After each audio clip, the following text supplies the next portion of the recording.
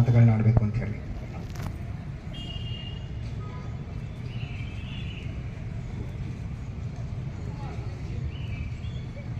ಎಲ್ಲರಿಗೂ ನಮಸ್ಕಾರ.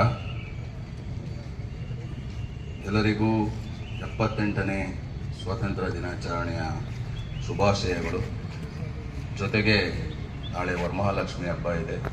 ವರಮಹಾಲಕ್ಷ್ಮಿ ಹಬ್ಬದ ಶುಭಾಶಯಗಳು ಎಲ್ಲ ಮಹಿಳೆಯರಿಗೆ.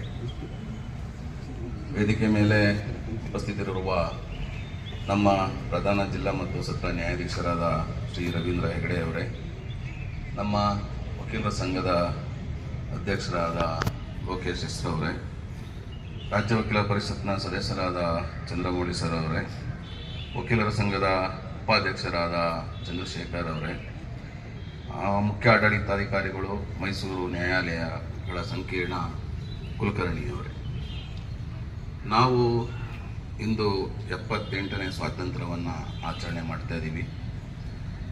ಇಂತಹ ಆಚರಣೆಗಳನ್ನ ಏನಕ್ಕೆ ಮಾಡ್ತೀವಿ ಅಂದರೆ, ಆಗಲಿಂದು ಮಾಡ್ಕೊಂಡು ಬರ್ತಿದ್ದಾರೆ. ಈ ಒಂದು ಸ್ವಾತಂತ್ರ್ಯ ಪಡೆಯೋದಕ್ಕೆ ನಮ್ಮ ದೇಶದಲ್ಲಿ ಹಲವಾರು ಜನ ತ್ಯಾಗ, ಬಲಿದಾನ, ತಮ್ಮ ಆಸ್ತಿ ಪಾಸ್ತಿ ಎಲ್ಲನೂ ಕಳ್ಕೊಂಡು ಅಮೂಲ್ಯವಾದ ಸ್ವಾತಂತ್ರ್ಯವನ್ನು ನಮ್ಮ ಕೈಗೆ ನೀಡಿದ್ದಾರೆ. ಎಲ್ಲ ಸ್ವಾತಂತ್ರ್ಯ ನಂತರ ಏನಾಗ್ತಾ ಇದೆ, ಏನು ಮಾತಾಡ್ತಾರೆ ಅನ್ನೋದು ಬಗ್ಗೆ ಮಾತಾಡ್ತಾರೆ. ನಾವೆಲ್ಲ ವಕೀಲರಿದ್ದೀವಿ, ಇಲ್ಲಿ ನ್ಯಾಯಾಧೀಶರಿದ್ದಾರೆ, ನ್ಯಾಯಾಂಗ ಅಧಿಕಾರಿಗಳಿದ್ದಾರೆ. ಪ್ರತಿನಿತ್ಯ ನಾವು IPC, CRPC, ಎವಿಡೆನ್ಸ್ ಆಕ್ಟ್, ಜೊತೆಗೆ CPC, ಅದರ್ ಲಾಸ್, ಬರೀ ಇದನ್ನೇ ನೋಡ್ತಾ ಇತಿಹಾಸನೇ ಮರೆತುಬಿಡ್ತೀವಿ.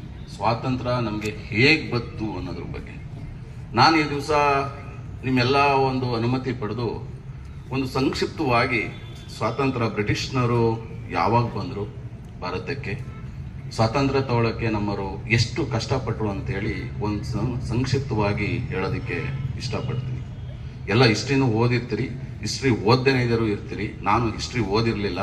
ಈ ಕಾರ್ಯಕ್ರಮಕ್ಕೋಸ್ಕರ ಹಿಸ್ಟ್ರಿ ಸ್ವಲ್ಪ ಓದ್ಕೊಂಡು ಬಂದಿದ್ದೀನಿ. ತಪ್ಪಿದ್ರೆ ಮೊದಲೇ ಹೇಳ್ತೀನಿ, ಸ್ವಲ್ಪ ಕ್ಷಮಿಸಿ. 1600 ಆಸುಪಾಸಿನಲ್ಲಿ ಭಾರತಕ್ಕೆ ಬ್ರಿಟಿಷ್ನರು ಬಂದರು. ಆಗ ಮೊಘಲರ ಸಾಮ್ರಾಜ್ಯ ಭಾರತದಲ್ಲಿ ಇತ್ತು. ಆ ಮೊಘಲರ ಸಾಮ್ರಾಜ್ಯ ಅಳಿಸಿ ಹಾಕಿ ವ್ಯಾಪಾರಕ್ಕಾಗಿ ಬ್ರಿಟಿಷ್ನರು ಬಂದರು.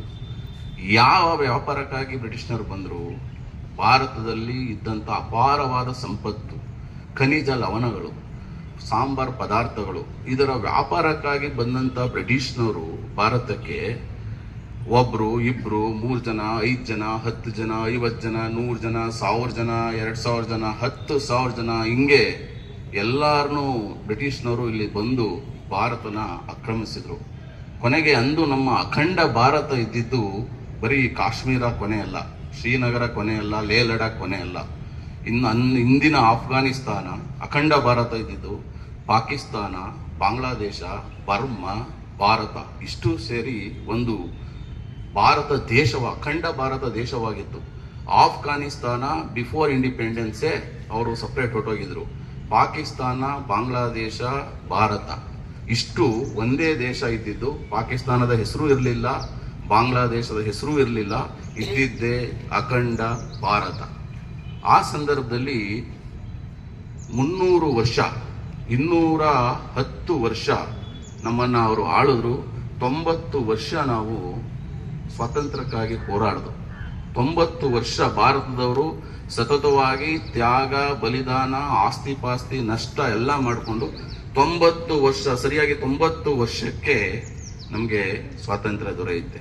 ಮೊದಲನೇ ಸ್ವಾತಂತ್ರ್ಯ ಸಂಗ್ರಾಮ ಪ್ರಾರಂಭವಾಗಿದ್ದು 1857.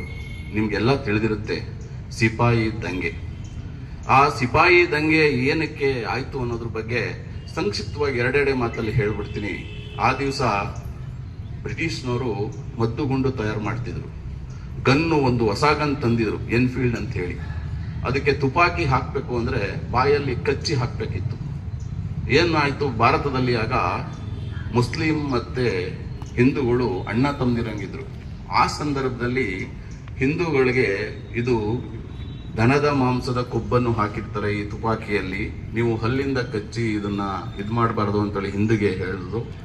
ಆ ನಂತರ ಮುಸ್ಲಿಮರಿಗೆ ಹಂದಿ ಮಾಂಸದ ಕೊಬ್ಬನ್ನ ಅದಕ್ಕೆ ಹಾಕಿರ್ತಾರೆ, ನೀವು ಹಲ್ಲಲ್ಲಿ ಕಚ್ಚೋದ್ರಿಂದ ನಿಮ್ಮ ಧರ್ಮಕ್ಕೆ ಅದು ಅಪಚಾರ ಆಗುತ್ತೆ ಅಂತ ಹೇಳಿ ಹಿಂದೂಗಳಿಗೆ ಮತ್ತೆ ಮುಸ್ಲಿಮರಿಗೆ ಒಂದು ಪ್ರಚಾರ ಹಬ್ಬಿ, ಆಗ ಮಂಗಲ್ ಪಾಂಡೆ ಅಂತ ಹೇಳಿ ಒಬ್ಬ ಸೈನಿಕ, ಧೈರ್ಯವಂತ ಸೈನಿಕ, ಆ ಬ್ರಿಟಿಷ್ ಆ ಕಾಲದಲ್ಲಿ ಯಾರು ವೈಸರಾಯ್ ಇದ್ರು ಅವ್ರನ್ನ ಕೊಲ್ಲೋದಕ್ಕೆ ಪ್ರಯತ್ನ ಪಡ್ತಾರೆ 1857ರಲ್ಲಿ. ಆ ಸಂದರ್ಭದಲ್ಲಿ ಅವನು ಸೆರೆ ಸಿಗ್ತಾನೆ, ಕೊಲ್ಲಕ್ಕಾಗೋದಿಲ್ಲ, ಅವನಿಗೆ ಮರಣದಂಡನೆ ವಿಧಿಸ್ತಾರೆ 1857ರಲ್ಲಿ. ಆಗ ಹೇಳದೆ ಸಿಪಾಯಿ ದಂಗೆ ಆನಂತರ ಇದ್ದ ನಂತರ ಆವಾಗ ಸಣ್ಣ ಸಣ್ಣ ರಾಜರು ಅಲ್ಲಲ್ಲೇ ಹೋರಾಟ ಮಾಡ್ತಿದ್ರು, ಅದು ಯಾವುದೂ ಪರಿಗಣನೆಗೆ ಬರ್ತಿರ್ಲಿಲ್ಲ. ಯಾಕೆ ಅಂದ್ರೆ ಆಗ ಬ್ರಿಟಿಷರು ಅತಿ ಬುದ್ಧಿವಂತರಿದ್ರು. ಆ ಸಮಯದಲ್ಲಿ ಭಾರತದಲ್ಲಿ ಇದ್ದಂತ ಪದವೀಧರರು ಕೇವಲ 40ರಿಂದ 50 ಜನ, ಒಂದು ಊರಿನಲ್ಲ, ಒಂದು ರಾಜ್ಯದಲ್ಲ, ಒಂದು ಜಿಲ್ಲೆಯಲ್ಲ, ಇಡೀ ಭಾರತದಾದ್ಯಂತ ಪದವೀಧರರು ಇದ್ದಂಥವ್ರು ಬರೀ 40ರಿಂದ 50 ಜನ. ಆ 40ರಿಂದ 50 ಜನ ಸೇರಿ ಆ ಸಮಯದಲ್ಲಿ ಸ್ವತಂತ್ರದ ಇನ್ನೂ ಪರಿಕಲ್ಪನೆನೇ ಬಂದಿರಲಿಲ್ಲ ಅವ್ರಿಗೆ. 1857ರಲ್ಲಿ ಬ್ರಿಟಿಷ್ನರ ವಿರುದ್ಧ ಹೋರಾಡಬೇಕು, ಬ್ರಿಟಿಷ್ನರ ವಿರುದ್ಧ ನಾವು ಆಯಾ ಪ್ರಾಂತ್ಯ ಏನಿರ್ತದೆ ಆ ಪ್ರಾಂತ್ಯದ ಉಳಿಸ್ಕೋಬೇಕು ಅಂತ ಹೇಳಿ ಸಣ್ಣ ಸಣ್ಣ ರಾಜರುಗಳು ಸುಮಾರು ಬಾಂಗ್ಲಾ, ನಮ್ಮ ಕರ್ನಾಟಕ, ಮಹಾರಾಷ್ಟ್ರ, ಡೆಲ್ಲಿ ಎಲ್ಲ ಕಡೆ ಹೋರಾಟಗಳು ಪ್ರಾರಂಭ ಆಗ್ತದೆ. ಯಾಕೆ ಹೋರಾಟಗಳು ಪ್ರಾರಂಭ ಆಗ್ತದೆ ಅಂದ್ರೆ ಬ್ರಿಟಿಷ್ನರು ಕಳಿಸಿದ ಪಾಠನೇ. ಬ್ರಿಟಿಷ್ನರು ನಮಗೆ ಕೊಡುಗೆನೂ ನೀಡಿದ್ದಾರೆ, ನಮ್ಮಿಂದ ನಮ್ಮ ದೇಶನ